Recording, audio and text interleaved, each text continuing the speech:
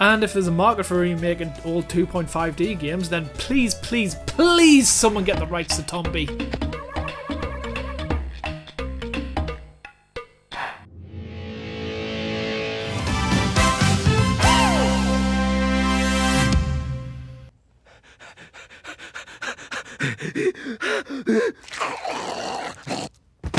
Well, I feel vindicated. Hi there, in the time it took to make this video, I became a PNG tuber, and I'll be streaming this weekend. Okay, bye. Is it gone? Ah, Tombi. You know, it's a game I've always planned to make a video on, but never found the right time to do it. But what better timing now, with the remake around the corner, to talk about a game that's been in my top spot of video games for like over 20 years. And yes, I am from Europe, so I will now and forever call the game Tombi. I mean, look, it's right there on the screen. Now, the title of this video might be a bit of a lie after seeing the reaction from the internet for the re-release, but for me, playing this game so close to when it originally released, no one ever heard of it. Or if they did, it was only on this one demo disc that came with PlayStations at the time. I mean, hell, even when PlayStation piracy was at its peak, you know, in the schoolyard when kids would be like, how is your PlayStation chipped? And you're like, yeah mate, it is. Yeah, majority of people's PlayStation consoles had these on top or something similar that would let you play any pirated disc you could find at the time. I remember looking at lists of games that people would get when they wanted to pirate games, and Tombi was never on the list. Hell, it was even rare for even piracy. Now, I have nothing against piracy, it's sometimes necessary, especially with the game industry these days, but I've always hated the copy games talk. I think it's always because I love box art rather than just a blank disc with the name written on. Probably why I became such a physical collector. You know, thinking back on it, I think I must have borrowed the game from a friend because even I didn't have a copy at the time.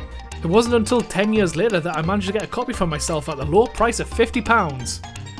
And as you can see, it was that cheap because it doesn't have the box art insert, but at the end of the day, as long as I had the game, I'm happy.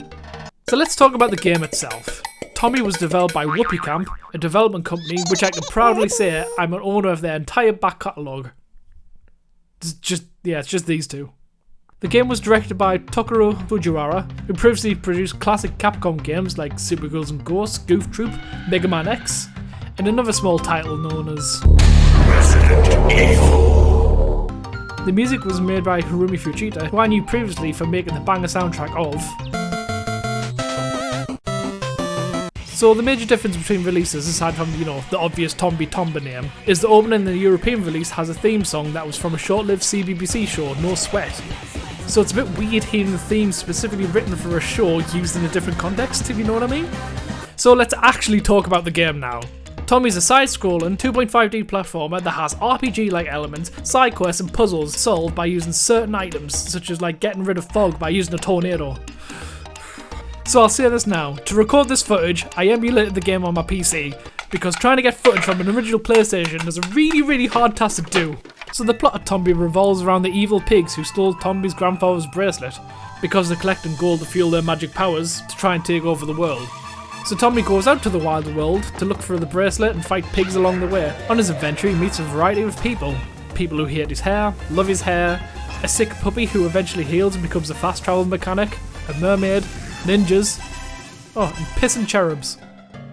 Along the way, Tombi meets the 100-year-old man who tells him about the pigs and encourages him to find the other wise men who are 1,000 years, 100,000 years, and a million years old respectively. So getting back to the 100-year-old man, he gives you one of the first major quests of the game, where he asks you to find baby birds and rescue them from the evil cockabirds, and in doing so, we see how the inventory system works in this game. He stores everything in his stomach. This entire in-game inventory is stored in Tombi's magic stomach of holding, which is as impressive as it is gross.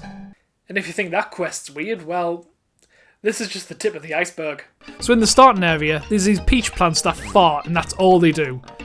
But later, there's a guy who wants a baby pig. So how do you find a baby pig? Well, you bait a pig under the peach plant and get it to fart on them, which turns them into a baby pig. And when you first enter the dwarf village, you can't understand them. So to learn the language, you gotta jump on this poor gnome in the world, and as Tombi bites him, he screams, giving you understanding the dwarven language.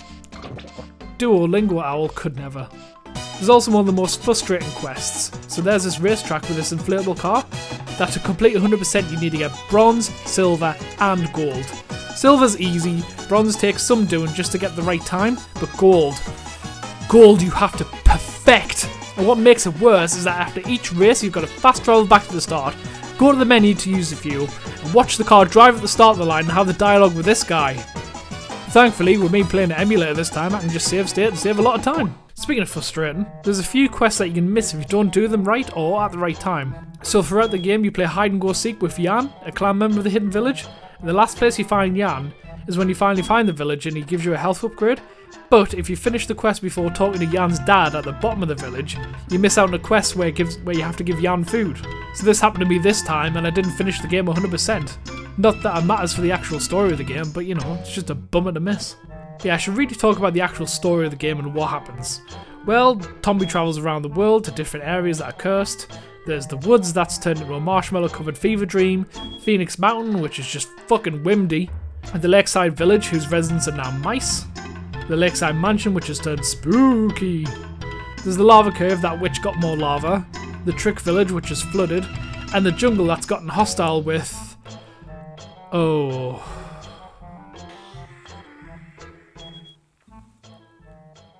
yeah, I've got nothing. So, to stop the evil pig's curse, Tombi needs to find one of the evil pig bags, which are pretty much purses that are found in each area. And with getting the evil pig bags, the evil pig doors are now unhidden, which lead to the domain of an evil pig. Each evil pig fight is essentially the same. You need to grab the evil pig and throw him in the evil pig bag, and that's it. If you're lucky enough, you can end the fight in seconds, or if you're unlucky, there's a lot of failed attempts where you just miss the bag. And after defeating them all and remove the curse of each land, Tombi finds out there's an 8th evil pig, and has destroyed the statues to the door leading to him, so the million-year-old man tells Tombi to go look for friends and stand on the pedestals. So Tombi goes around each area looking for someone to call a friend who will go sit on the pedestal, and after not finding the last one anywhere, you go back to the million-year-old man, and he just tells you it's the dog. So yeah, when everyone stands on the pedestals, the door opens, and you fight the evil pig boss, who you defeat the exact same way as the rest of them. Credits roll, Tombi has his grandfather's bracelet, that he puts back on his grave. And that was Tombi, my personal favourite game of all time. I mean, it's got its flaws, sure, but the aesthetics and the music still really speak to me. Hell, even when I record this footage, I did it all in one sitting, which, you know, is a testament to how much I really do love this game. And with the re-release on modern consoles, hopefully a lot more people will play it, and hopefully a lot more people will find it as a favourite too. And now, since I've talked about Tombi, do I talk about his much less talked about sequel?